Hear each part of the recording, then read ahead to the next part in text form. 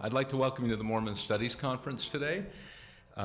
We have 2 days full of activities, and this is going to be the most technological we've ever been, so hopefully everything works out. We already have 50 viewers watching the live stream.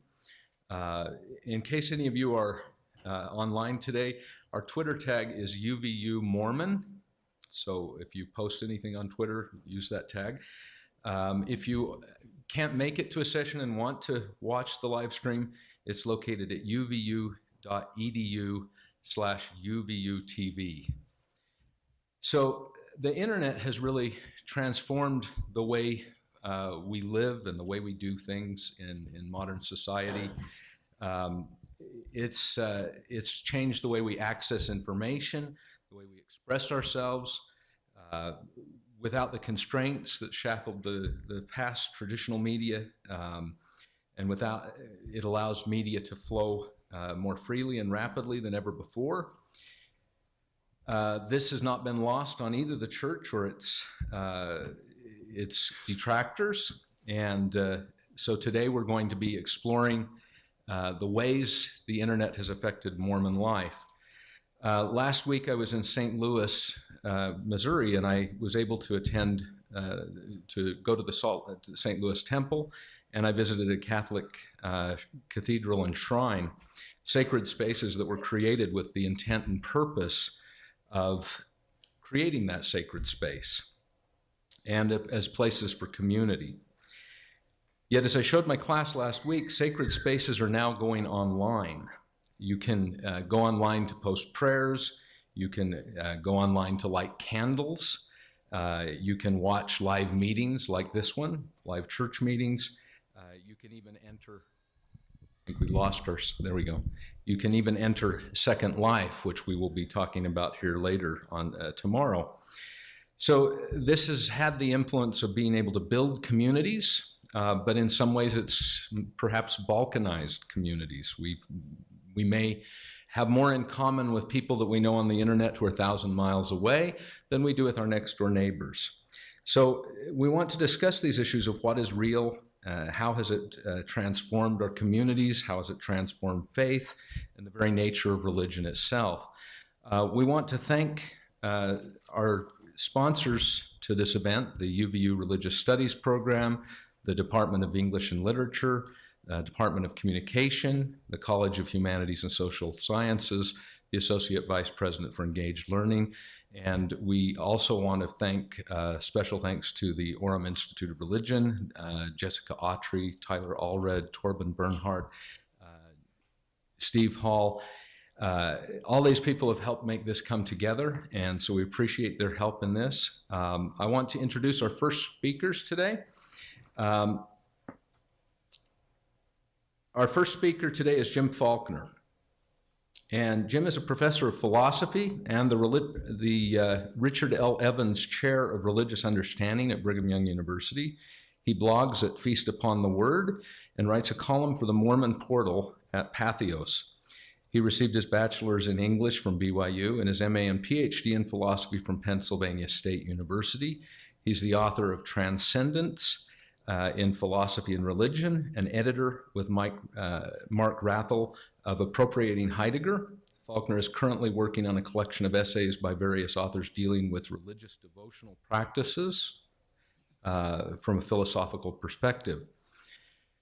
Our second speaker will be Ardis E. Parshall, and I'm hoping I'm pronouncing that right, Ardis. Close. I want to do the French pronunciation. Ardis is a historian, a freelance researcher. She specializes in Mormon history. She's a blogger and a columnist for the Salt Lake Tribune. She runs the highly popular LDS history blog, Keep a Pitchin' In, which if you haven't been there, that's, I think, one of the most interesting blogs in what is called the Bloggernacle.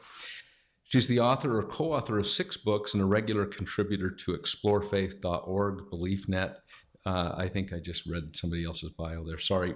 She's co-edited with Paul Reeve, Mormonism, a Historical Encyclopedia, published in 2010.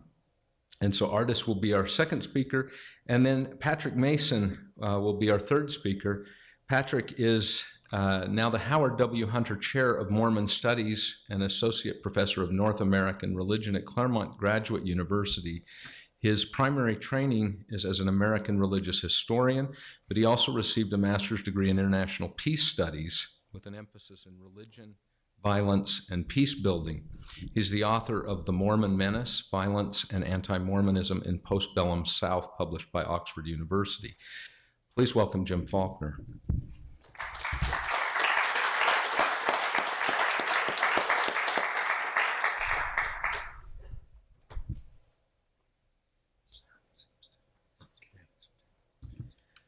I was a little nervous about whether I was going to be able to make that step or fall on my face.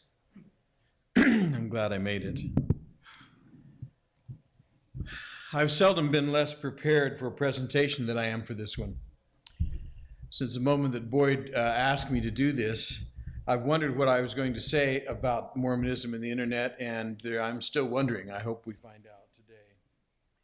And part of the problem is that I'm really not as tied to the internet as many of the people who are interested in this conference and taking part. I do use Google and Wikipedia a lot. I confess to shopping at Amazon and reading ebooks.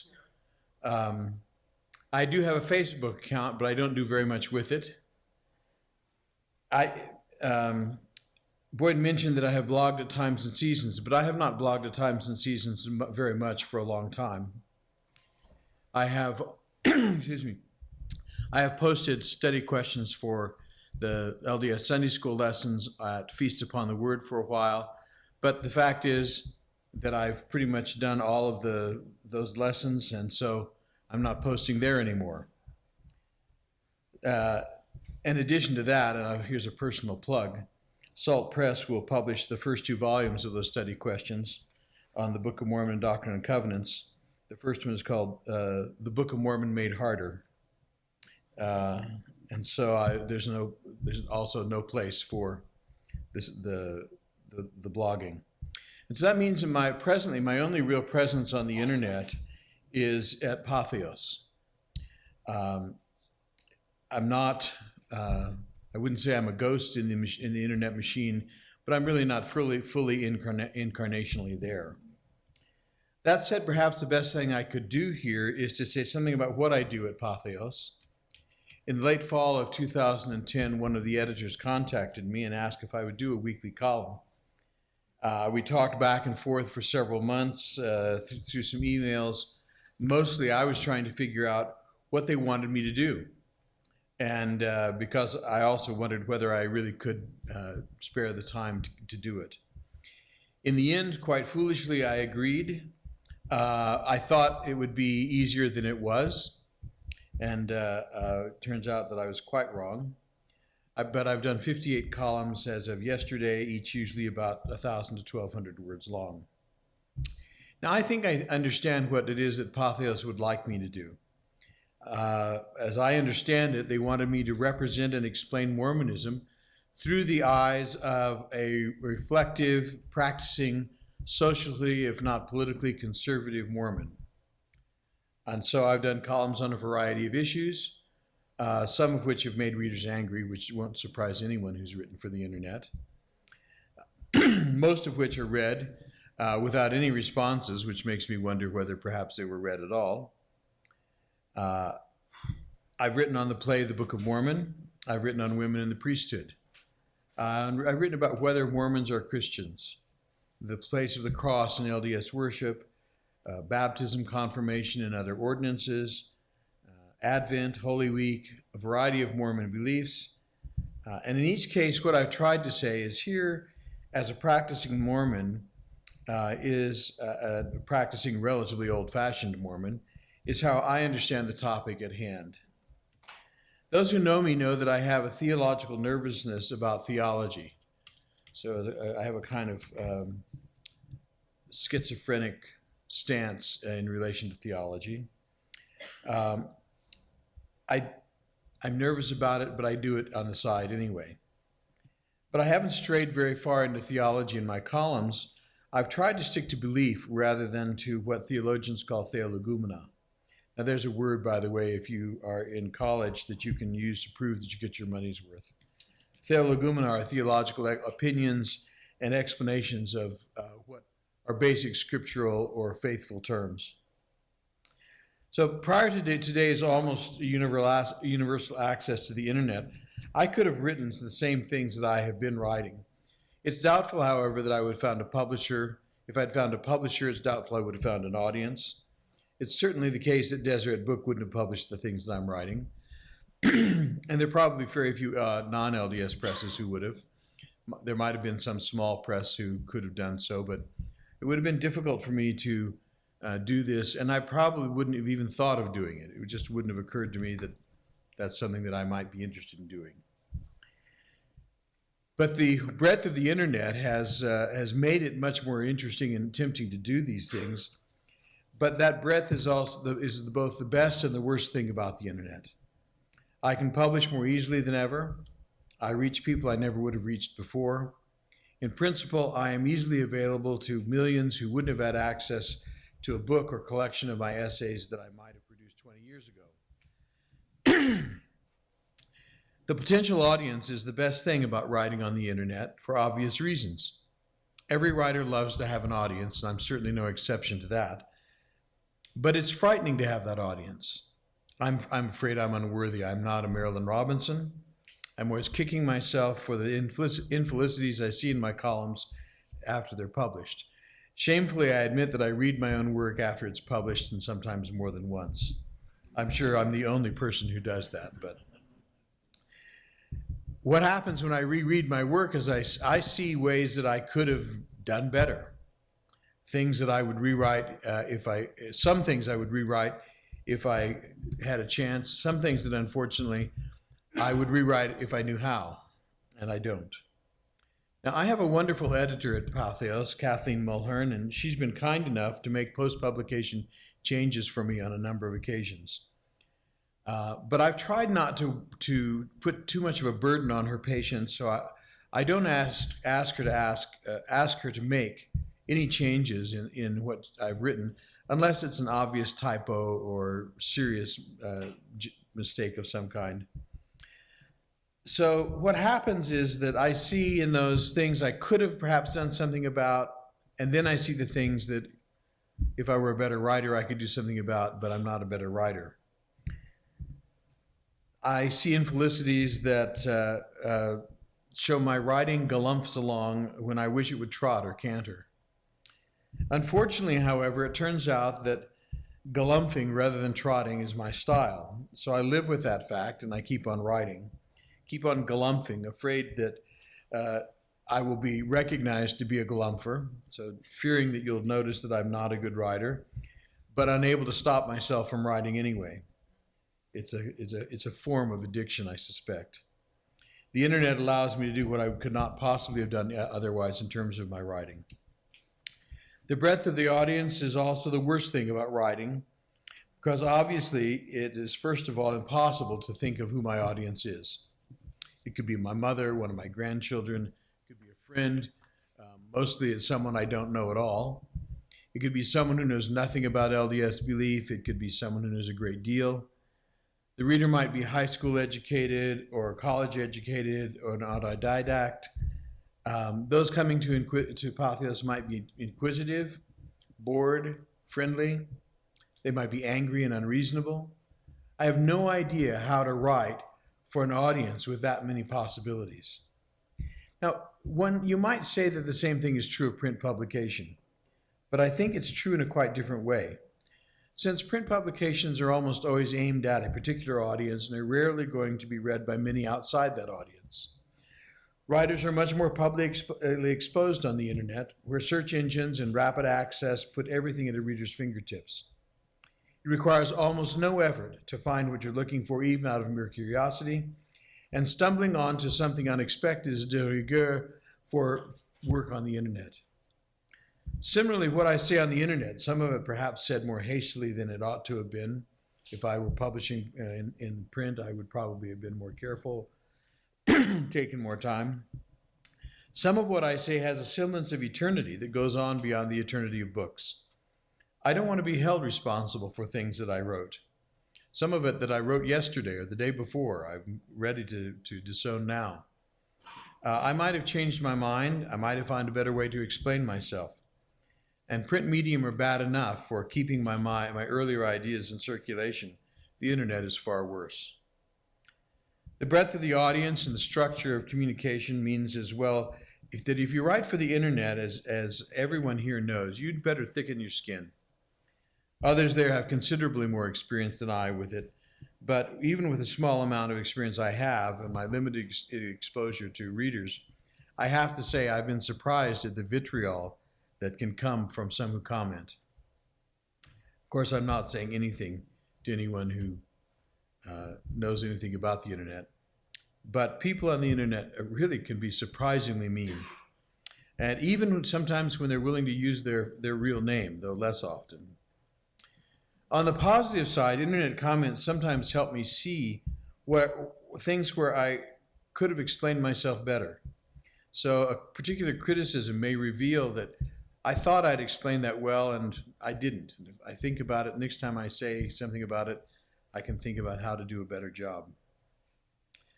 So the question is, what am I doing on the internet? And the answer to that is, I'm not actually sure. One of the advantages of being my age is that I can always claim internet stupidity as my excuse. And I use it with some regularity. That's also why I'm not present more often on the internet. I hope I'm representing more Mormons than only myself.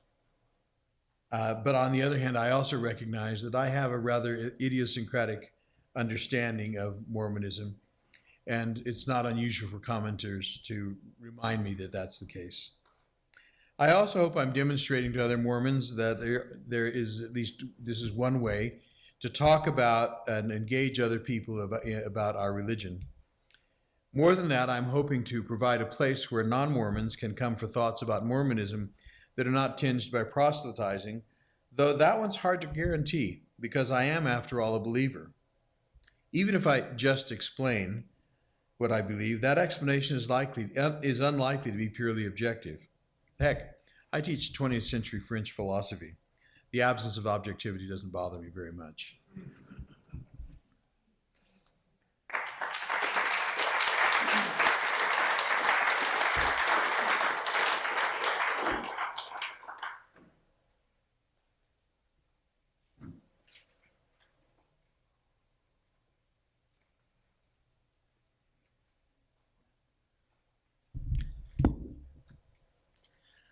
A minor Facebook meme this week offers mock warnings against the dangers of such activities as farming and philosophy by playing off an old anti-drug campaign. My version of that warning would be, parents, if you don't talk to your children about Mormon history, who will? The answer is, everybody will. Everybody is.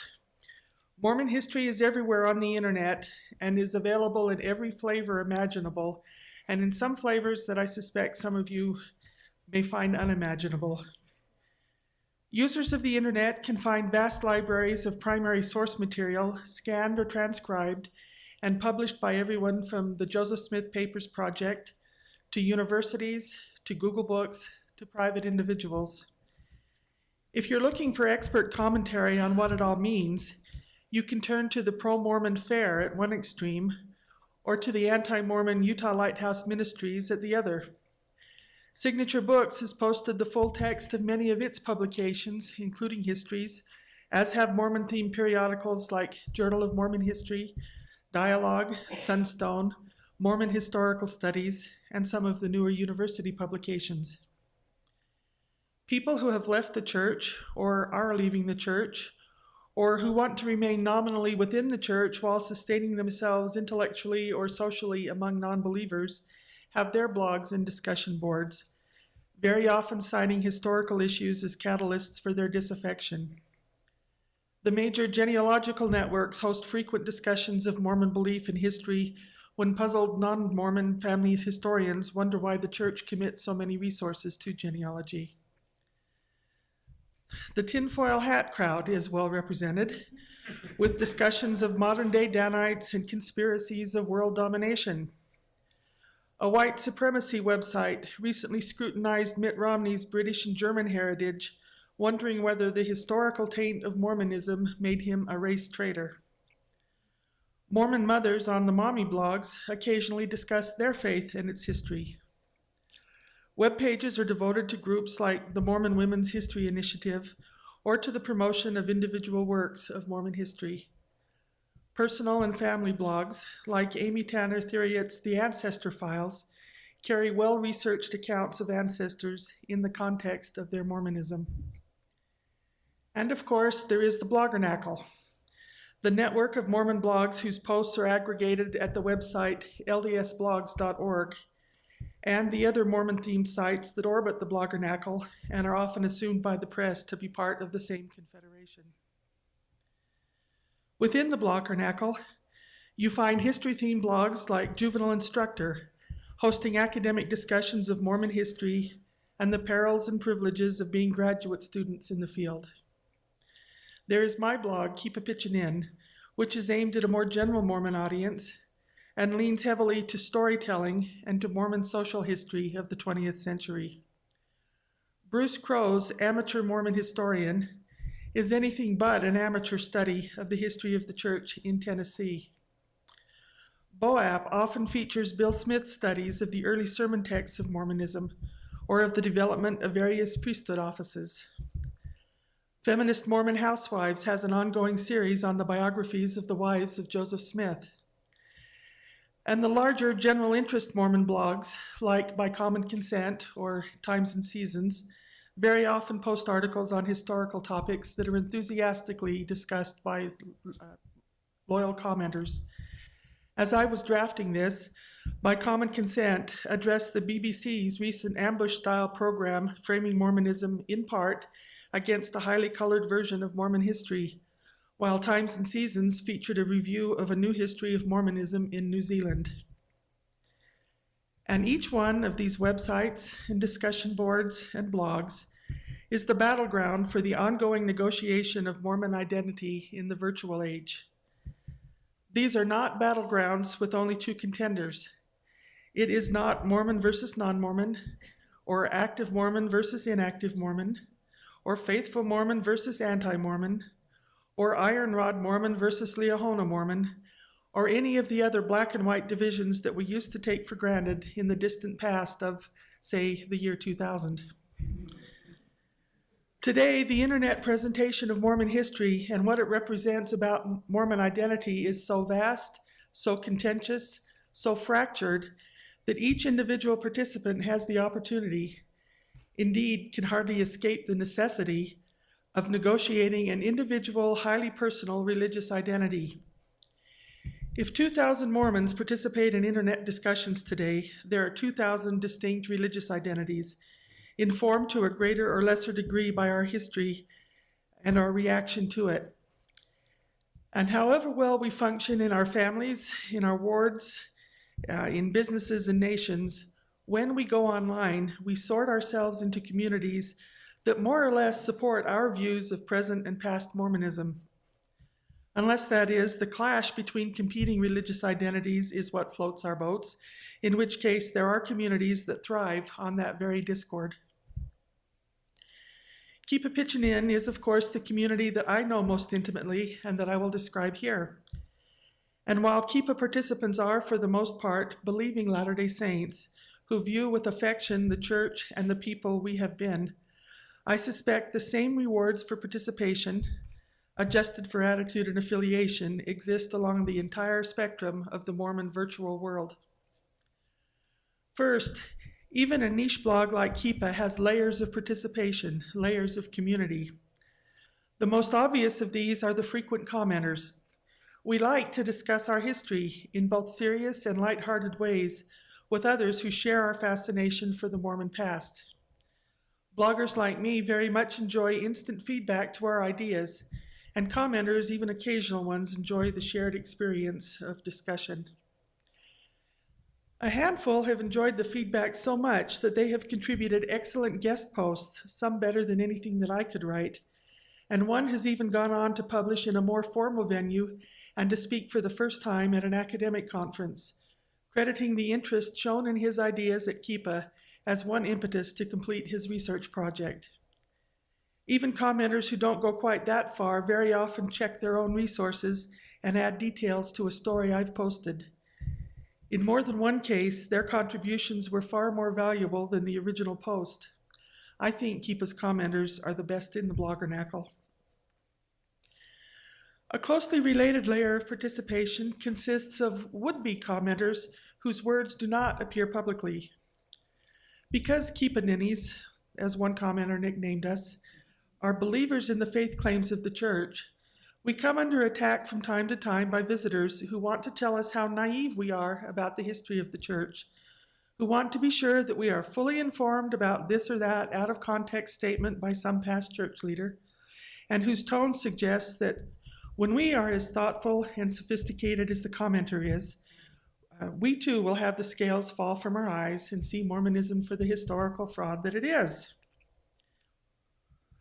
I screen those comments far more strictly than do most of the bloggernacle blogs.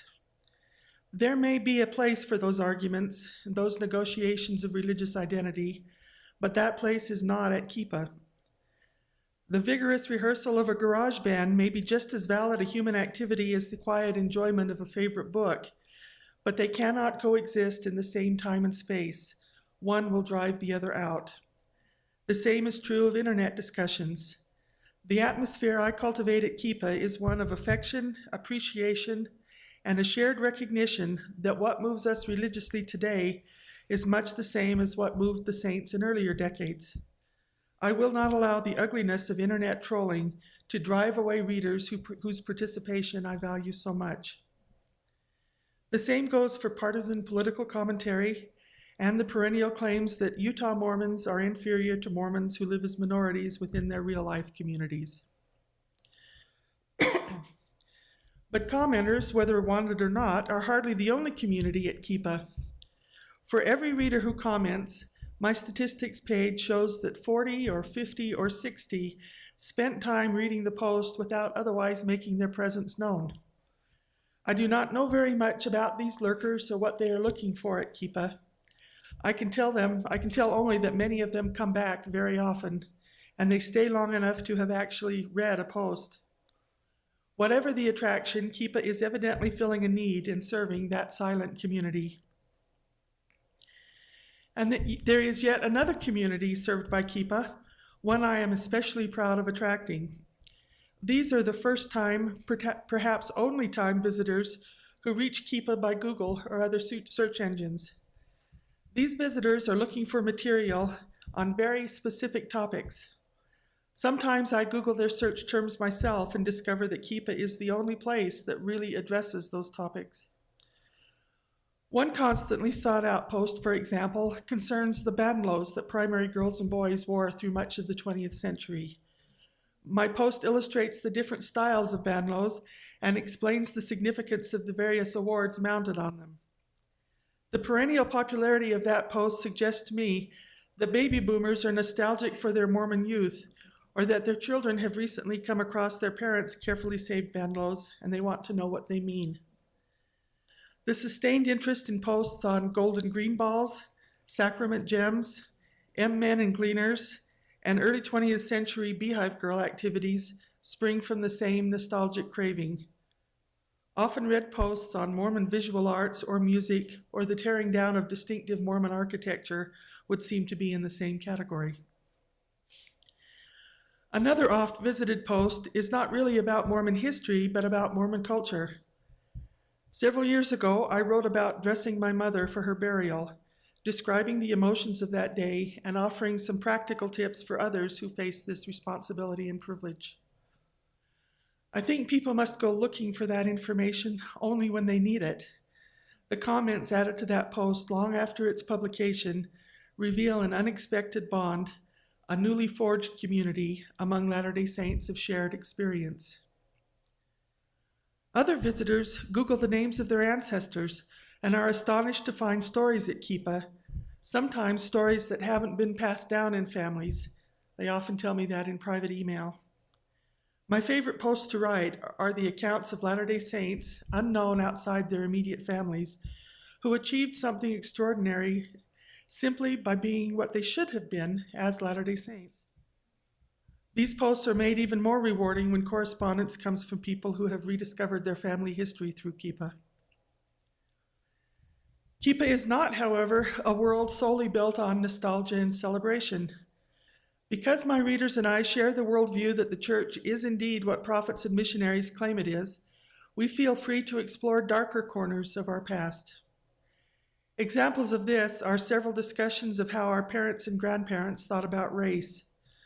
We have looked at poetry and stories and advertisements in our magazines and minstrel shows performed on our ward stages.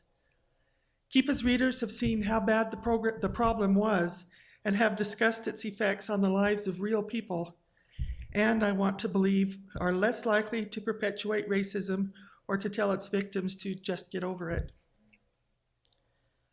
Finally, there is another Latter-day Saint community served by the discussion at Keepa. That is the church as a whole. Conversations at Keepa have enabled me to put the acquisitions department of the Church History Library in touch with readers who are willing to share valuable family materials from their archives. These have included the earliest known recordings of Maoris singing LDS hymns in Maori, the minute books kept by a German high priest in Latvia dating back to before World War I, the minutes kept by a Swiss convert during World War II who followed his business training and recorded church meetings verbatim, and the photograph of an Anglo-Indian female convert who lived and died in Calcutta in the 1850s. These and other treasures would have remained unknown to the church at large had it not been for discussions that prompted a reader to ask, "Hey, do you think the church would be interested in this?" Parents, if you don't talk to your children about Mormon history, who will? Everybody, it seems, in such a bewildering variety of ways that I have no doubt some Mormons who would thrive on our discussions hesitate to join in for fear they will land in the wrong part of town. For them, as well as for all the rest of us who have an interest in Mormon history, I'm sure one of the most popular destinations will soon be the new history domain of the institutional church, history.lds.org, which has already launched with the simple announcement of an upcoming church history lecture. The site will roll out more fully this summer with early content to include a series on early sister missionaries, information about historic sites, interviews with Latter-day Saints beginning with recent Relief Society presidents, the historical context of Revelations in the Doctrine and Covenants, and a series I'd like to think is patterned after what I do at Keep a Pitchin' In, the stories of Latter-day Saints around the world, past and present.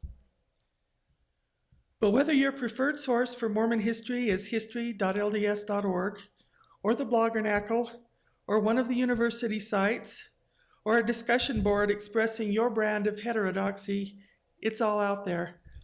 The internet offers whatever you seek as you negotiate your own religious identity. The accurate and the shoddy, the supportive and the destructive, the genuine and the deceptive. Keep your eyes open.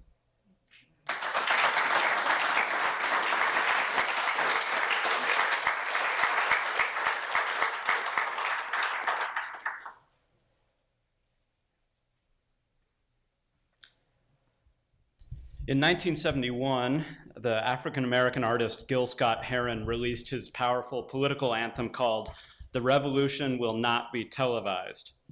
40 years later, in Tahrir Square and Occupy Wall Street, the revolution was not only televised, but blogged, Facebooked, and tweeted. I'm not prepared to call the phenomenon of Mormon-authored, Mormon-themed blogs, collectively known as the Bloggernacle, a revolution in Mormonism, but there's no doubt that they've changed both the cultural landscape and the broader conversation both within and about Mormonism.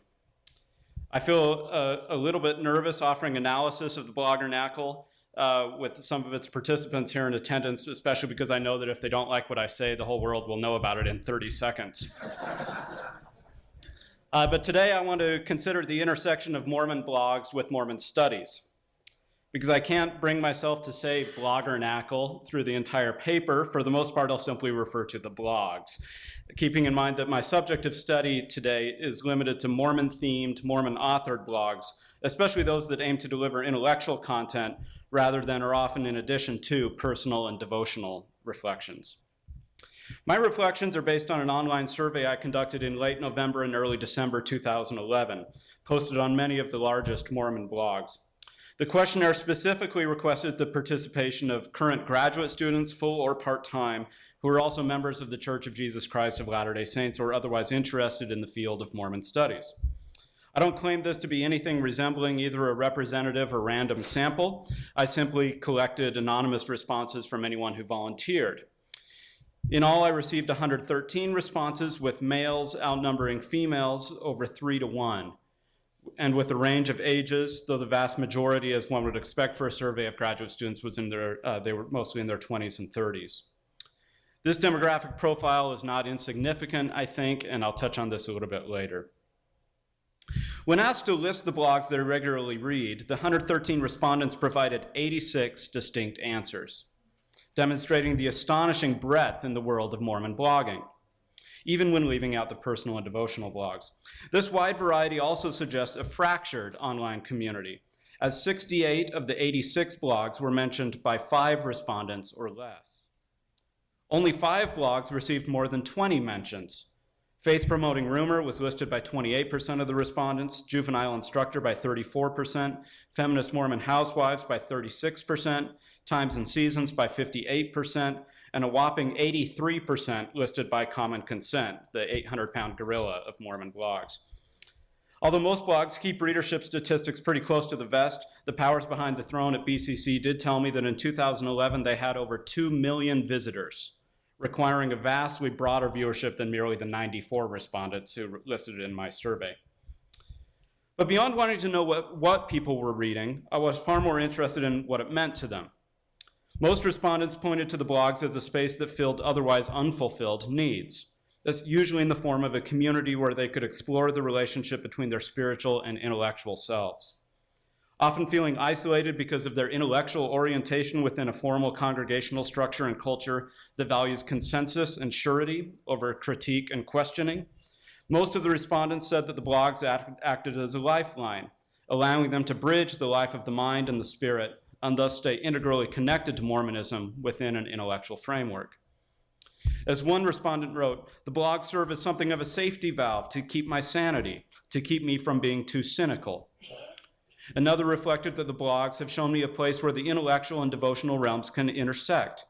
I continue to read these blogs so that I can see what this sort of intersection looks like in practice, and hopefully bring it into my own practice.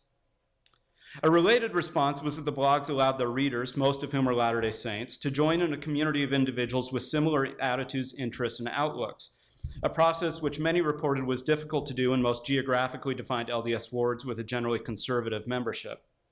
One respondent said that he specifically approached the blogs looking for like-minded Latter-day Saints. Another noted that it was helpful to have an outlet where I can find others with similar views.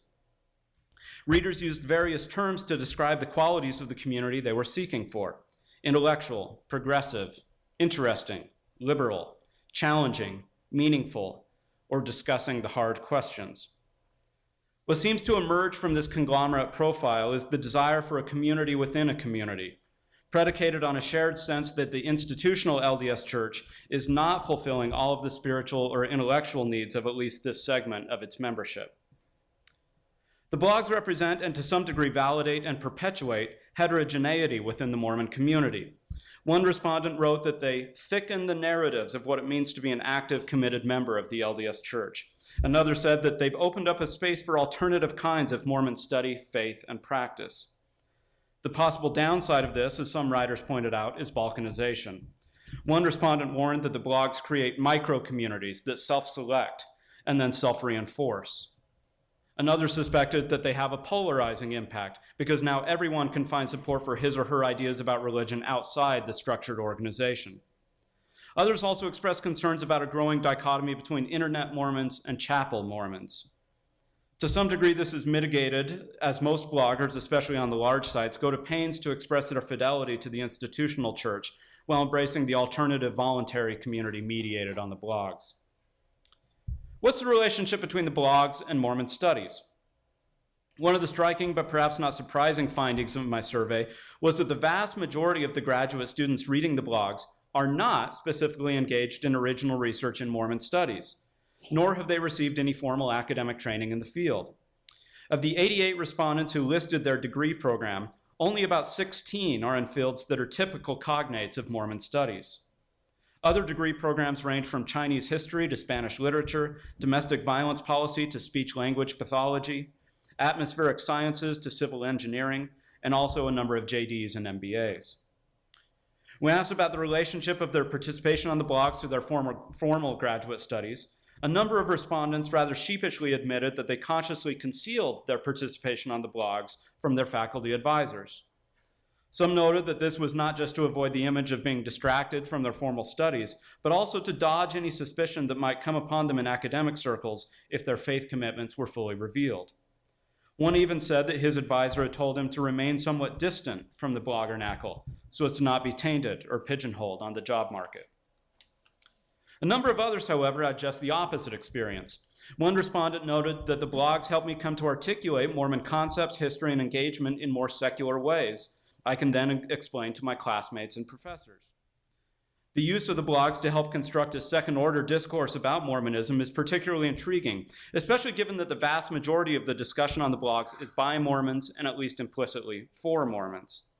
For those respondents who are engaged in Mormon studies, the blogs provide a scholarly community that complements and actively supports their research and writing, as we've heard from Ardis.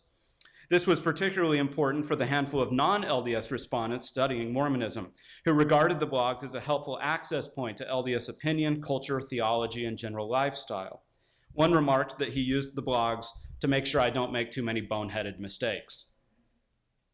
When asked what effect the blogs had on Mormon studies, most responses ranged from warm to rapturous, noting that the blogs have built community and facilitated dialogue and communication. They have democratized the field. They allow for immediate dissemination of ideas and publicized new work being published. They have helped secure the position of Mormon studies firmly outside the control of church leaders and made it more difficult for the institutional church to control and clamp down on dissenting voices.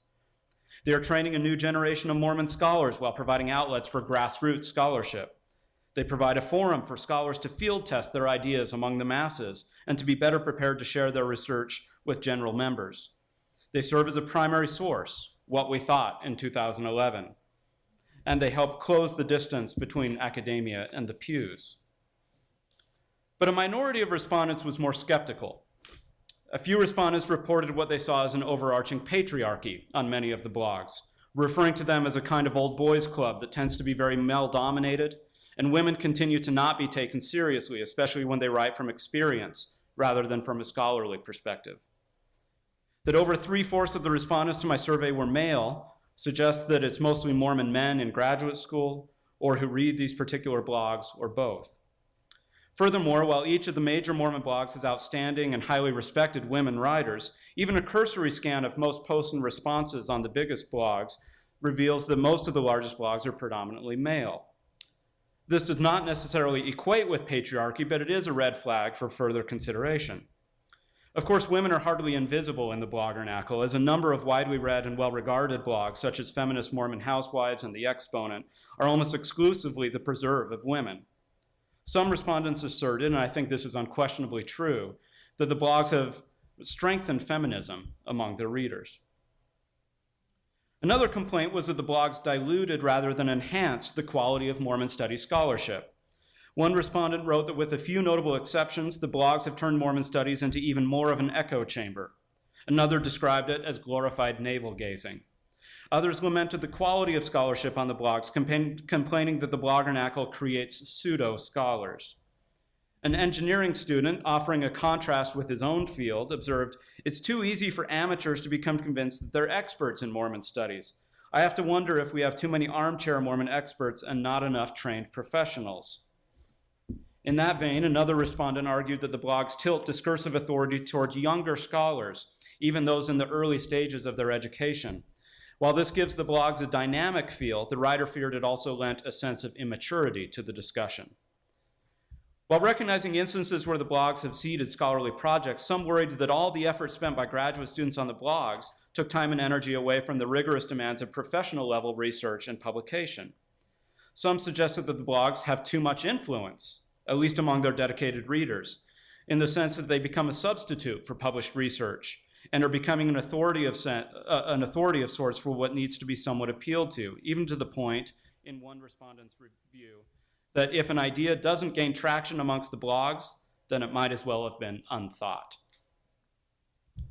No doubt, many of these critiques, from questions about the gendered nature of the blogs to their possible distraction from the time-honored, if somewhat elitist, tradition of high-quality peer-reviewed scholarship, are valid.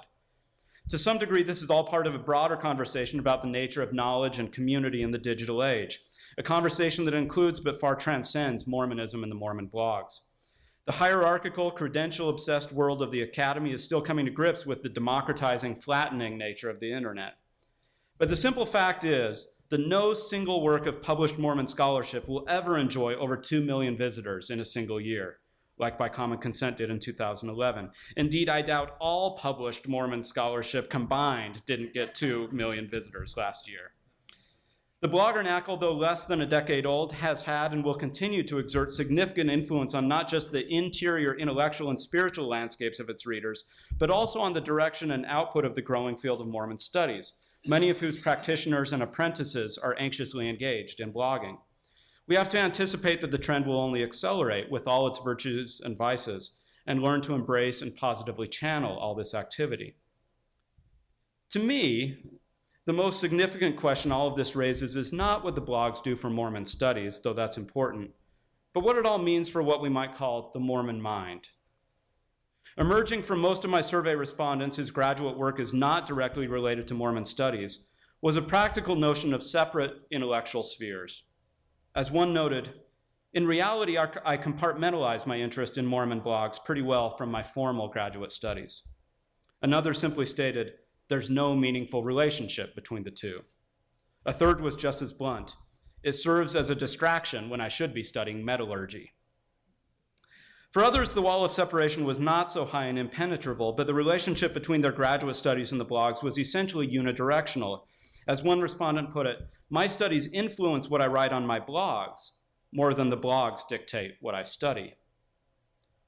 This bifurcation between their Mormon and non-Mormon intellectual lives, lived out in the blogs and graduate school respectively, belies the notion often propagated by Brigham Young and others that Mormonism encompasses all truth and thus approximates a theory of everything. Instead, we can sense a Mormon corollary to historian Mark Knoll's famous statement, one of the great opening lines of a book, that, quote, the scandal of the evangelical mind is that there's not much of an evangelical mind. Of course, Knoll stuck the pin halfway back into the grenade by acknowledging that, of course, there are plenty of highly intelligent evangelicals, but he claimed that modern evangelicals have not pursued comprehensive thinking under God, or sought a mind shaped to its furthest reaches by Christian perspectives. What Knoll pined for nearly 20 years ago was greater effort to think like a Christian, to think within a specifically Christian framework across the whole spectrum of modern learning, including economics and political science, literary criticism and imaginative writing, historical inquiry and philosophical studies, linguistics and the history of science, social theory and the arts. Some Mormon blogs and bloggers do make forays in precisely the direction of considering what a Mormon mind would look like, and its implications for the full range of human thought and endeavor. But this sort of integrated approach proved the rare exception to the rule, at least among my respondents. If the responses to my questionnaire can be taken as any kind of measuring stick, it must be said that the general sensibility among Mormon graduate students is that religious, and specifically Mormon, ways of knowing and being should be, or simply are, more or less sealed off from secular ways of knowing. What hath Mormonism to do with metallurgy? For that matter, what hath a Mormon mind to do with Mormon studies? The second question surely offers more ready answers than the first, but both are important. If Mormonism is, as it often claims to be, a totalizing, comprehensive worldview that resists the differentiation of knowledge characteristic of secular Enlightenment modernity, then its adherents should be searching for ways to make their faith more than something thought about and lived out in private on Sundays and on the blogs. If the blogs resist the modern temptation of differentiated truth and lead to a more integrated Mormon mind, then perhaps they will have proven to be revolutionary after all. Thank you.